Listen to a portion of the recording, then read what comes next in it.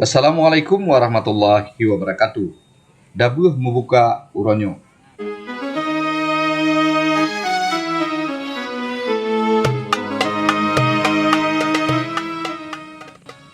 Sebelum terlanjut ke berita dabuh membuka uronyo, terlebih dahulu kamu Bandung kru berita bahasa Aceh mengucap selamat berpuasa ke Bandung pemirsa Bansigom Dunia.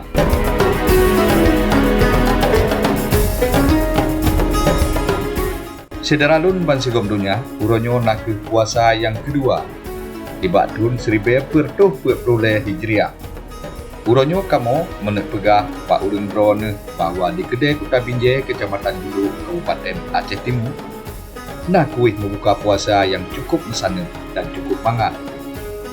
Nak bingkang pemuda dan lemang Jawa khas Kuala Lumpang, Kota Binjai.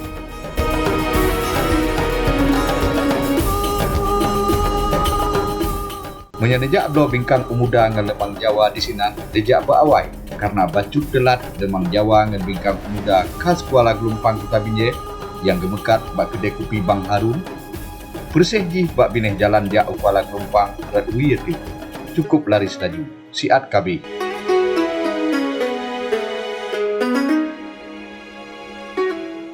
Menurut bercerita li urang mekat Kak Fajriah, bingkang pemuda dan lemang Jawa di sini rap di uro menyebelum puasa truk 15 boh song raya. Lemang dengan bingkang pemuda habis lagu mendung.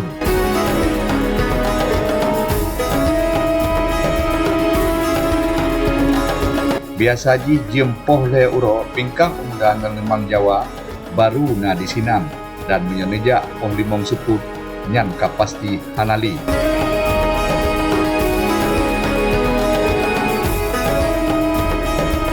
Lemang Jawa dengan bingkang pemuda di sini memang cukup mangat laju.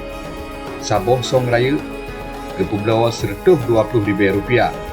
Nasid gepublawa sekrek-krek yang kalih mengkokok. Biasa ji, urang belawa na yang 5 krek, 10 krek, 20 krek. Bahkan na yang gebelawa untuk kuih ia gemeh umunasah atau umusajid.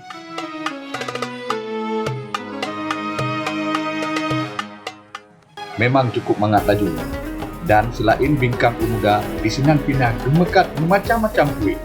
Na kuih bakwan, na kuih risol, na lain-lain ji.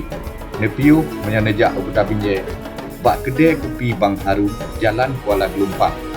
Kabarnya kebesampo oleh Ilyas bin Ismail, berita bahasa Aceh dari Aceh Timur.